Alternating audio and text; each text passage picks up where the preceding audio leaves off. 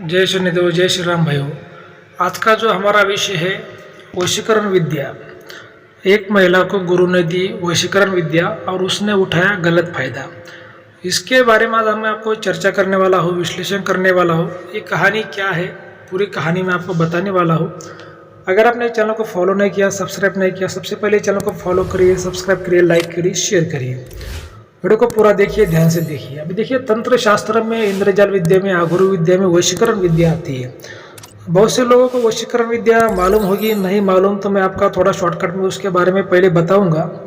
तो वशीकरण विद्या एक ऐसी विद्या होती है कि आप जिससे भी बात करोगे, जिसको भी आप देखोगे, वो सामने वाला व्यक्ति आपको वश हो जाएगा। मतलब आप जैसा बोलोगे वो आपका गुलाम बन जाएगा, वैसा ही वो करेगा।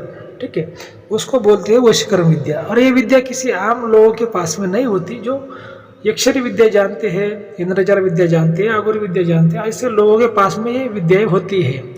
देखिए, विद्या तो गलत नहीं है। आपको अभी सुनने के बाद आपको ऐसा लग रहा होगा भाई विद्या गलत। देखो, विद्या कभी गलत नहीं होती। उसका जो यूज करने वाला व्यक्ति है वो गलत हो सकता है। अगर वो व्यक्ति सही है तो विद्या का अगर उसने सही से अच्छा यूज किया तो उससे पुण्य बढ़ता है, उसने गलत यूज किया तो उससे पाप बढ़ता है। मतलब करने वाले का दोष है, विद्या का दोष नहीं है। सबसे पहले आपको इस बात को ध्यान में रखना है। जैसे जो गन चलाने वाला, जो बंदूक चलाने वाला जो व्यक्ति होता है, अगर हमारे देश का आर्मी वाला है तो उसका सही उपयोग करेगा। अगर सामने दुश्मन शत्रु है, जैसे कोई आतंकवादी है, कोई टेररिस्ट है, तो उस बंदूक का गलत उपयोग करेगा। तो वैसी बात है कि बंदूक का दोष नहीं है, चलाने वाले का दोष है। तो ये जो विद्या है, ये जो कहानी है, हमारे दादा गुरु के समय की बात है।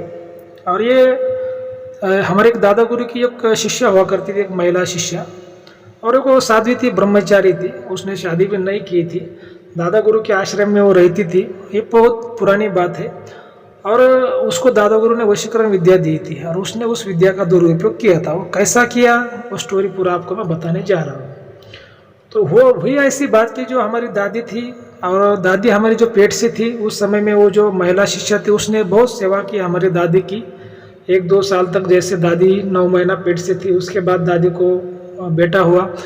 उसके बाद में भी उसने दादी की 1 साल तक लगभग सेवा की। मतलब 1-2 साल तक उसने दादी की भी सेवा की, आश्रम में रहती थी, गुरु की भी सेवा करती थी और ऐसा तंत्र मंत्र विद्या सीखती रहती थी।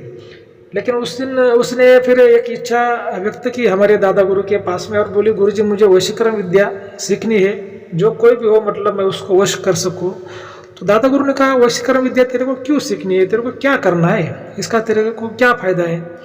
तो बोली, नहीं गुरुजी, ऐसे ही मेरे को सीखनी है, मेरे को चाहत है। तो दादा गुरु ने उसको ना कह दिया।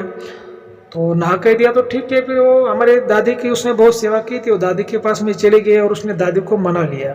बोले कि दादा गुरु से कह दो कि ये वशीकरण विद्या मेरे को सिखाए। तो देखिए, तो हमारी दादी उसके बातों में आ गए और फिर दादी ने भी हमारे दादा गुरु को रिक्वेस्ट किया और दादा गुरु मान गए।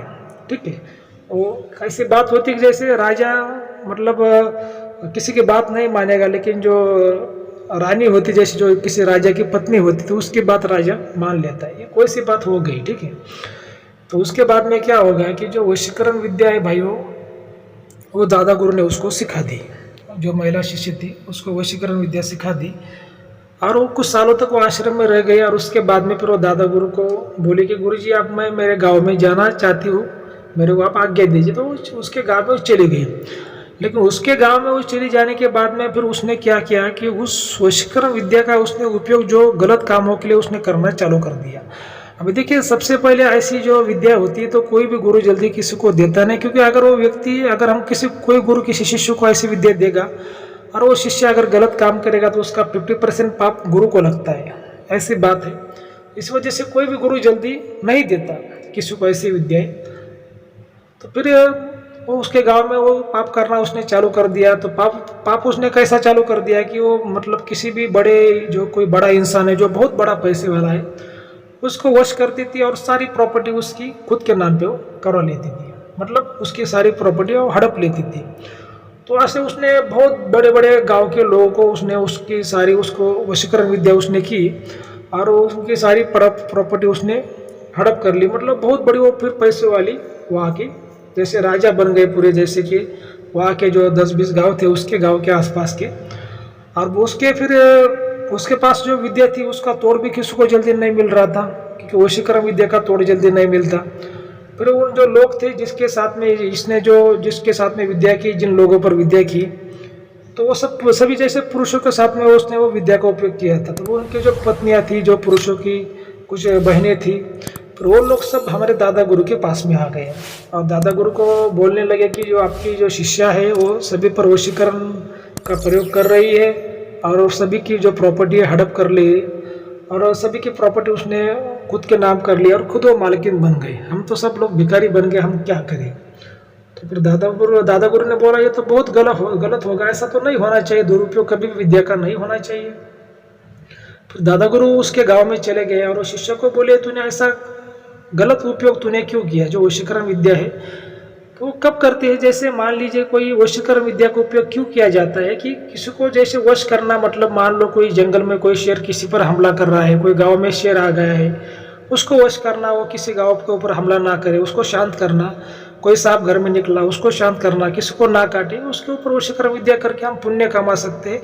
अलग अलग बातों में जहाँ पर पुण्य होता है उसमें वशीकरण विद्या का उपयोग करना चाहिए। कोई किसी को शत्रु मार रहा है तो उसको शांत करना। तुम तो ऐसी जैसे किसी की प्रॉपर्टी हड़प कर रही हो और खुद मालकिन बन रही हो, तो गलत उपयोग करे और आधा पाप तो मेरे को भुगतना पड़ेगा बिना मतलब का। तो ये सब काम जो तूने जो किया है वो सब बंद कर दो और जितना भी तूने प्रॉपर्टी लूटा है सबका पूरा वापस कर दो। उसको दादा गुरु ने चेतावनी दे दी। फिर दादा गुरु से बोलने लगे, गुरु जी मैंने जिस पर वशीकरण विद्या का प्रयोग किया है वो सभी लोग जैसे पाप की कमाई से अमीर बने हैं, लोगों को लूट के अमीर बने हैं, और ऐसे ही लोगों पर मैंने वशीकरण विद्या का प्रयोग किया है, किसी ईमानदार पर मैंने बिल्कुल नहीं किया। तो फिर दादा गुरु के सामने तो धर्म संकट खड़ा हो गया अभी, क्योंकि वो बोल रहे कि जिसके ऊपर उसने वशीकरण का प्रयोग किया है वो सब पापी लोग हैं, उन्होंने सबको लूट के वो अमीर बने हैं। तो दादा गुरु ने कहा तो भाई ठीक है, फिर भी देखो ये जो हुआ है तो गलत ही हुआ है। मान लो कि भाई ये जो लोग पापी है, इनकी जो कमाई है पूरी पाप की है। अब इन्होंने भी जो दूसरों को छल से लूटा था और तूने भी इनको छल से लूटा है, फिर भी तेरा जो पाप है पूरी तरह से तो कम नहीं होगा। कब तक कम नहीं होगा, अब तेरे को क्या करना पड़ेगा, जो पाप की कमाई है तो क्या कर, उसकी जो तूने जिसका भी जो धन लूटा है जैसे वशीकरण विद्या से, उनका जो आधा धन है तुम उनको वापस कर दो, और जो आधा धन तेरे पास में बचेगा उससे तुम क्या करो, धर्म कार्य में लगा दो। तुम्हारी तो ना कोई संतान है, ना कोई तुम्हारा पति है, तुम तो अकेली हो, तुम तो शादी हो, ब्रह्मचारी हो, तो तुम क्या करो, ये जो धन है इनका आधा वापस लौटा दो, जो आधा बचेगा तुम्हारे पास में वो पूरा धर्म कार्य में लगा दो, तभी मैं तुमको मेरा शिष्य मानूंगा और ये जो विद्या है मैं तुम्हारे पास में रखूंगा, नहीं तो मैं मेरी विद्या वापस लूंगा, तुम्हारे पास में कुछ नहीं रहेगा। तो फिर वो बोली, गुरुजी कोई बात नहीं, जैसा आप बोलोगे मैं वैसा ही करूंगी। फिर उसने उन लोगों का जो धन है 50% वापस कर दिया और जो 50% धन उसके पास जो बचा उसने वो दान धर्म में खर्च कर दिया। तो ये ऐसी बातें होती है वशीकरण विद्या की। वशीकरण विद्या एक बहुत ही प्रभावी विद्या है, किसी को देखने से या फिर किसी से बात करने से भी वो सामने वाला वश हो जाता है जब वो विद्या आप सिद्ध करते हैं। फिर भी ऐसी विद्या किसको नहीं दी जाती, ऐसा ही हमारे दादा गुरु ने कहा है। तो ठीक है भाई, अगर आपको आज का वीडियो अच्छा लगा है तो चैनल को फॉलो करिए, सब्सक्राइब करिए, लाइक करिए, शेयर करिए। धन्यवाद।